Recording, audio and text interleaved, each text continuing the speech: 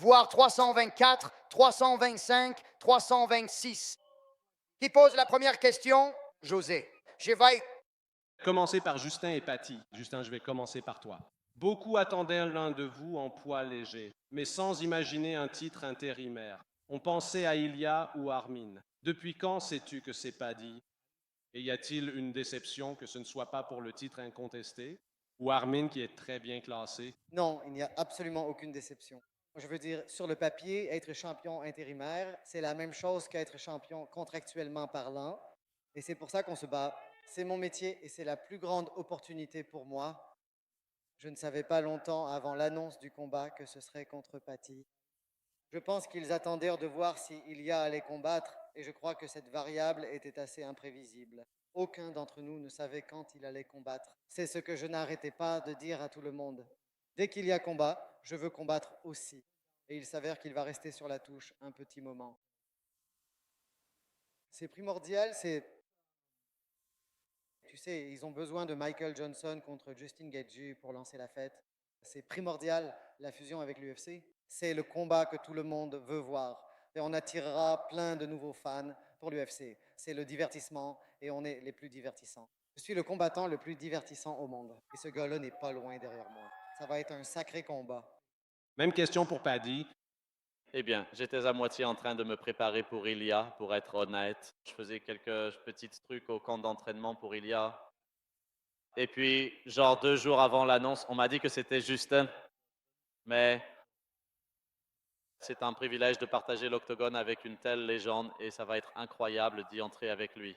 Et comme tu l'as dit, tant qu'Ilja n'est pas de retour, c'est la vraie ceinture. Les gens peuvent garder leur fausse ceinture autant qu'ils veulent, mais jusqu'à ce qu'Ilya revienne dans l'octogone, c'est cette ceinture-là pour laquelle lui et moi nous battons. Le championnat des poids légers.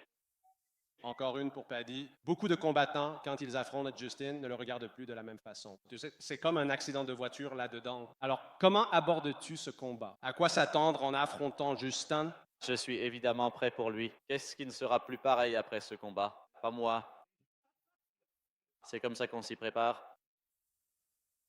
À la conquête du titre, Kayla Harrison. Kayla, j'ai l'impression que ton combat contre Amanda est évoqué depuis tes débuts en MMA. Alors maintenant que tu as enfin une date et que tu vas pouvoir combattre, celle que beaucoup considèrent comme la plus grande combattante de tous les temps, à quel point es-tu heureuse? Parle du combat contre Amanda. Ouais, Je veux dire, écoutez, c'est un combat qui se prépare depuis 8 ans. Amanda est largement considérée comme la plus grande de tous les temps. Je suis ravie et honorée de partager l'octogone avec elle. Mais quand on est la meilleure au monde, on est la meilleure au monde. Et en ce moment, je suis la meilleure au monde. la dernière fois qu'Amanda a affronté un médaillé olympique de judo, c'était à propos de sa performance parfaite. Médaillé de bronze. Bronze. Juste un petit rappel. Y a-tu pensé ou est-ce juste pour les fans? Écoute, la seule chose que Rhonda et moi avons en commun, c'est qu'on est blondes et qu'on a toutes les deux fait du judo à un moment donné. C'est là que ça commence et que ça s'arrête. Je suis une combattante complètement différente. Je suis une personne complètement différente. Et le 24 janvier, je vais sortir et le prouver. Tu es la championne en titre, mais Amanda a ses 2 ceintures devant elle. Est-ce que ça t'importe du tout? Ou On adore ça. Est-ce que ça veut dire que j'aurai 3 ceintures? Qu'est-ce que ça veut dire?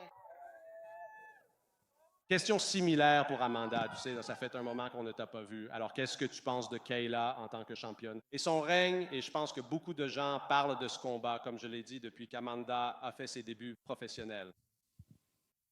Je trouve ça génial. Tu sais, j'ai l'impression qu'on veut affronter les meilleurs de la division. Et en gros, quand j'ai quitté la division, il n'y avait plus personne. J'ai pratiquement nettoyé les 2 divisions. Donc, quand j'ai vu Kayla avec la ceinture, ça m'a vraiment motivée. Vous savez ce que je veux dire? Voilà le combat que j'adore. Vous savez ce que je veux dire? Elle est très bonne. Vous savez ce que je veux dire? Elle a fait le boulot, elle a eu la ceinture. Me voici maintenant pour l'affronter. Ça va être un combat incroyable. J'ai hâte.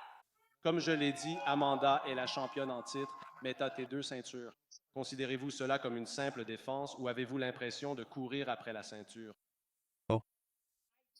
J'ai tout fait, alors je le mérite. Ces 2 ceintures, juste ici. Elle mérite amplement sa victoire et le 24 janvier, on va se retrouver et on va enfin voir qui est la vraie championne Et moi, je vais prouver que je suis prête à récupérer ma ceinture. J'ai vraiment hâte et ce combat va émerveiller tous les fans. Tu sais, 2 athlètes très performants et je suis impatient de voir ça. J'ai hâte. Question pour Max Holloway. Max, c'est le 5e combat BMF maintenant et tu participes à 3 d'entre eux. Toi et Charles entrez dans ce combat avec le plus grand nombre de victoires combinées dans l'histoire de l'UFC. À ton avis, est-ce le combat le plus digne du titre BMF qu'on ait eu jusqu'à présent? Absolument. Tu sais, j'ai vraiment hâte. Tu sais, il y a des comptes à régler depuis 11 ans, donc on va pouvoir aller là-bas et enfin régler ça. Après ce qui s'est passé avec Ilia Topuria, espérais-tu recevoir cet appel pour le titre intérimaire à la place? C'est comme ça. Je veux obtenir un titre incontesté. Ils sont venus avec moi et Charles pour le BMF. On y est maintenant.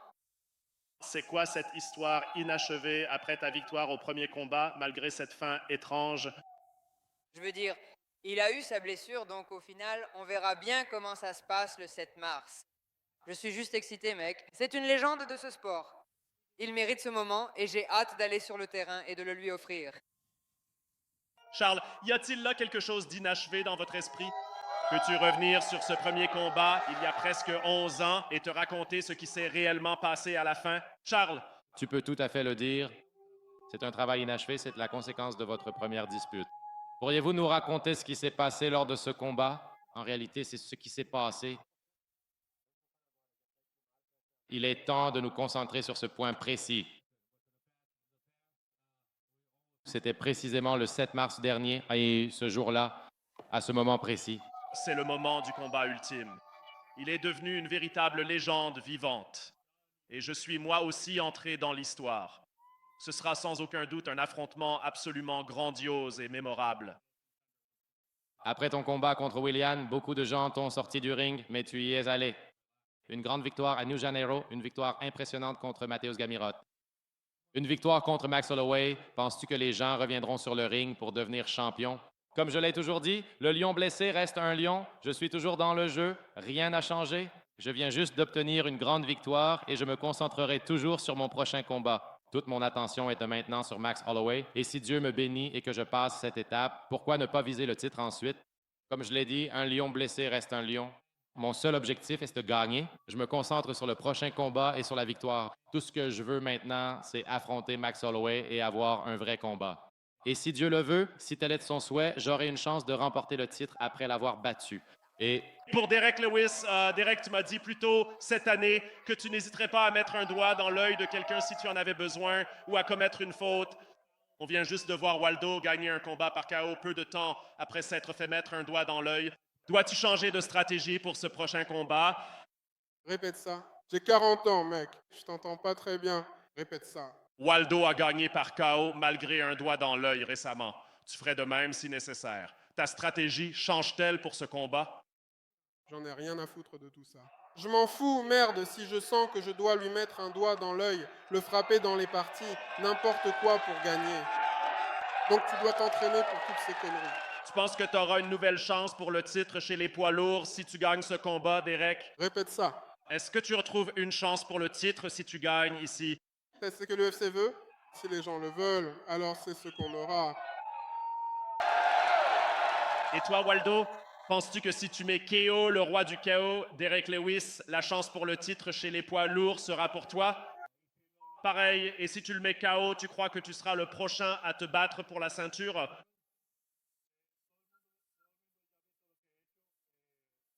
Écoutez attentivement, absolument tout le monde ici a été témoin de ce que j'ai accompli ce soir.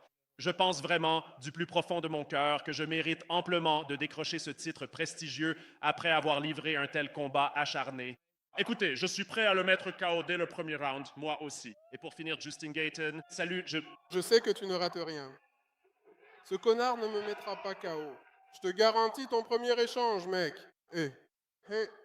Vous savez qu'il y a eu beaucoup de complots dans l'UFC et le monde du sport. Alors vous feriez mieux de parier sur moi.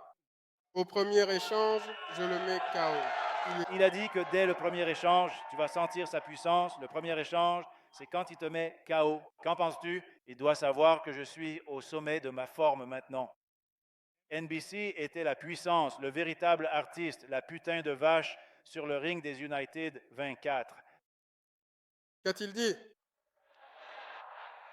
Tu vas voir sa vraie puissance dans le Octagon le 24 janvier. Il est à son apogée maintenant. Je n'ai toujours pas compris, mais d'accord. Justin, la dernière fois que tu as gagné ce titre intérimaire, tu l'as rejeté. Ton ressenti est-il différent aujourd'hui et que représente cette ceinture à ce stade de ta carrière? Oui, je veux dire, c'était pas que ce n'était pas une priorité, c'est que je savais que Khabib était le prochain. Et si j'étais resté là à penser que j'étais un quelconque champion avec cette ceinture, alors que Khabib était le prochain adversaire, je pense que j'aurais été stupide. J'avais besoin de cet état d'esprit pour me préparer à ce combat et il m'a battu. Et au final, comme je l'ai dit, cela nous permet d'être payés en tant que champion et ça me donne clairement la chance d'affronter Ilya. Je veux me battre contre Ilya. Je veux jouer les spoilers comme je l'ai fait avec Khabib et Tony. Je vais tout foirer pour tout le monde. Et il n'y aura ni Patty ni Ilya. Je vais faire la même chose que pour ce combat et ensuite j'affronterai Ilya lors de l'événement à la Maison Blanche s'il est prêt à combattre à nouveau. On verra quand il sera de nouveau prêt. Question pour Alex Volkanovski. Alex, désolé mon pote. Juste une question. Désolé mon pote. Ça va mon pote. Votre premier combat contre Diego Lopez était explosif, un véritable échange de coups. Mais si l'on considère qui a le plus progressé après ce premier combat, est-ce lui avec sa jeunesse ou vous avec votre expérience? Je pense avoir moi-même cette expérience. Vous savez, je pense qu'il est surtout dangereux parce qu'il va attaquer, se donner à fond, être ce combattant spectaculaire qu'il a toujours été. C'est à ce moment-là qu'il était le plus dangereux. Donc, je ne pense pas qu'il ait besoin de changer grand-chose. Je pense que s'il le fait, honnêtement, ça m'avantagerait davantage. Mais je pense simplement qu'il y a plus de façons pour moi de gagner, surtout avec l'expérience. J'ai l'habitude des revanches. Ce sera probablement sa première, mais encore une fois, c'est un gars dangereux et spectaculaire, donc j'ai hâte d'y aller et de faire notre show. Tu as dit que tu étais habitué aux revanches. Je te vois assis à côté de Max. Jared, ouais, n'en reparle pas. N'évoque pas ces conneries. Allez, pourquoi tu me fais ça, Bob? Que diable? J'étais là à essayer de l'aider à remporter les ceintures, et puis il se défend et il me trahit comme ça. Ce ne sont pas des conneries, Bob. Je ne peux que m'excuser, Volk. Pour toi, tu es entré dans ce premier combat avec beaucoup de questions autour de toi, n'est-ce pas? Tu avais le KO contre Ilya, le KO contre Islam, mais tu es quand même entré et tu as encaissé ces coups. Est-ce que ça te donne plus de confiance pour y retourner et te lancer dans une guerre si besoin? Bien sûr, tu sais, il faut s'attendre à ce que ça arrive, non? Tu entres toujours là-dedans en ne voulant pas te faire toucher, non? Frapper sans se faire toucher, mais c'est le jeu du combat. Il y a de grandes chances que tu te fasses toucher et tu sais, il frappe fort, mais j'ai montré que j'avais encore le menton, donc je suis prêt. Et une question pour Diego. Diego, certaines personnes ont été un peu surprises que ce soit toi qui obtiennes le combat pour le titre contre Alex Volkanovski. Qu'as-tu à dire à ces critiques et à quel point es-tu enthousiaste à l'idée de saisir cette opportunité offerte par l'UFC? Pour les personnes qui étaient surpris d'avoir eu l'opportunité d'affronter à nouveau le redoutable champion Alex Volkanovski. Qu'avez-vous à dire à tous vos supporters aujourd'hui? Le premier combat fut serré, mais Alex finit par l'emporter. Comment faire pour gagner ce combat? Qu'est-ce que vous devez changer? Ce fut un combat difficile, mais il en est sorti victorieux. À votre avis, que devez-vous changer pour remporter la victoire cette fois-ci? Après le combat de Vixis contre Volker, j'ai beaucoup appris sur ce combat.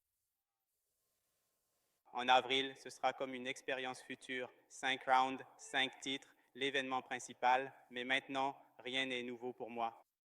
J'ai aussi beaucoup d'expérience. Je sais ce que je dois faire pour un combat. J'ai confiance en mon équipe. J'ai corrigé beaucoup de choses. Et oui, maintenant, je suis un homme différent pour le prochain combat. La pression est sur Sean O'Malley. Sean, je crois que c'est ton premier combat depuis 2022 et c'est un combat en 3 rounds. Es-tu enthousiaste à l'idée d'aller là-bas et de livrer un combat plus rapide ou est-ce que les 10 minutes supplémentaires te manquent pour pouvoir travailler davantage? J'adore les combats en 3 rounds. J'aimerais être le champion du monde des poids coqs sur 3 rounds pour les prochaines années. 3 rounds me conviennent parfaitement.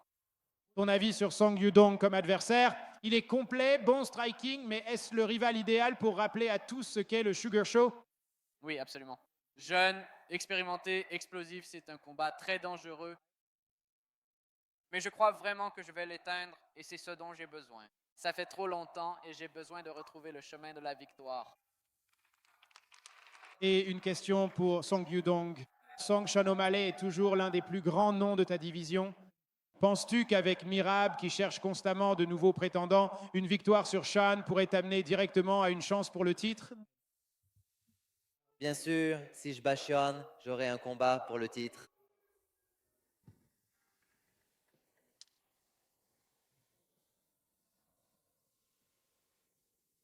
Il y a la prochaine question. Quelqu'un? Dernier appel. Est-ce que vous avez d'autres questions? Très bien. Eh bien, si c'est le cas, non, nous en avons. Je suis désolé. Allez. Maintenant, j'ai une petite question pour Volk. Volk, nous savons que vous... Question pour Volk, encore une fois. Désolé, Mike. Nous savons que vous êtes toujours prêt à défendre votre titre ou à affronter n'importe qui. Attendez, où sommes-nous? Désolé, Mike. Ah, vous comprenez, vous comprenez. Nous savons que vous êtes toujours prêt à défendre votre titre contre quiconque ils mettront en face de vous. Si tout se passe comme prévu en Australie, qu'est-ce qui vous reste à accomplir dans ce sport? Désolé, j'ai raté. Répète ça, Ben. J'ai dit que tu étais toujours prêt. La liste? Oui, enfin, j'ai évidemment un défi plus difficile à relever, mais nous avons beaucoup de gars prêts à prendre la relève. Ils veulent tous, tu sais, on peut le dire, ils veulent tous avoir leur chance. Tu sais, je m'attends à aller là-bas et à marquer les esprits et on verra s'ils le veulent vraiment parce que je serai prêt à y retourner et à affronter n'importe qui. Peu importe qui l'UFC désigne, allons-y. Je suis quelqu'un d'assez facile à comprendre. Peu importe qui ils mettent en face de moi, c'est parti. Question pour Sean O'Malley. On voit que tu es de retour avec les cheveux colorés. Qu'est-ce qui a motivé cette décision? Qu'est-ce que les fans peuvent attendre de toi à l'avenir? Je ne sais pas, mec. Parfois c'est coloré, parfois non, c'est comme ça. Je n'y réfléchis pas vraiment beaucoup. Mais ouais, le Sugar Show revient en janvier. C'est parti. J'ai besoin d'un KO. J'ai vraiment besoin d'un KO. Question pour Paddy Pimblett. On sait que Justin a mené de véritables guerres tout au long de sa carrière, même avant l'UFC. Qu'attends-tu de lui pour ce combat et comment le vois-tu s'il part sur un style de bagarre ici? J'attends une guerre, évidemment. Justin Gaethje est l'un de mes combattants préférés à regarder.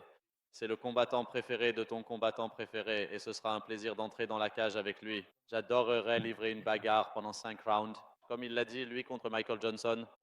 C'est comme ça qu'ils se sont présentés à l'UFC. J'aimerais avoir un combat comme ça, mais je ne pense pas que ça se passera ainsi. Mais voyons ce qui va se passer. J'espère décrocher un bonus de performance et un bonus du combat de la soirée. Merci, monsieur. Monsieur au chapeau bleu, allez-y. Bonjour, Gilbert de The Casuals MMA. Ma question s'adresse à Max Holloway. Mon fil Instagram est rempli de vidéos où tu massacres diaboliquement des gens sur Arc Raiders. Quoi? Vas-tu continuer à jouer à ce jeu avant le combat ou vas-tu tout simplement arrêter? Je vais probablement devoir arrêter de jouer à Arc Raiders, mec.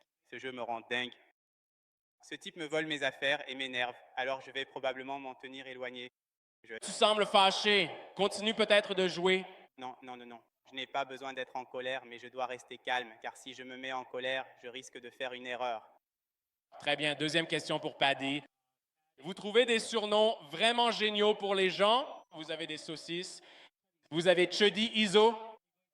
Quel surnom vas-tu donner à Justin Gaethje? Rien?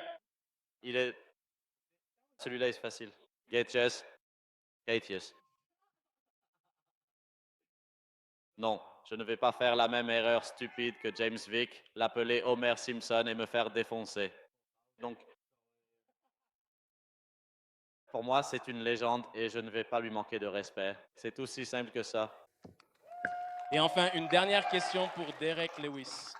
Nous voulons tous savoir comment fêtez-vous cette victoire avec votre femme après le combat? En détail. Beaucoup de détails. Mais est-ce qu'on veut vraiment tous savoir ça? Vraiment? Merde, tu sais déjà que je vais tout donner.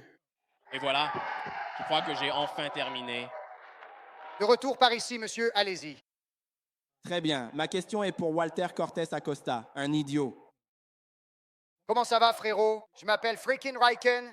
Je veux savoir quelle est votre stratégie contre Derek Lewis, l'homme qui compte le plus de KO à l'UFC.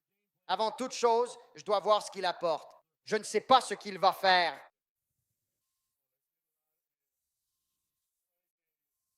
Tout d'abord, il est essentiel de bien préparer tout ce que je dois apporter. Deuxièmement, je dois impérativement faire preuve d'énormément de patience et de calme face à tout ce qui va inévitablement arriver dans le futur proche.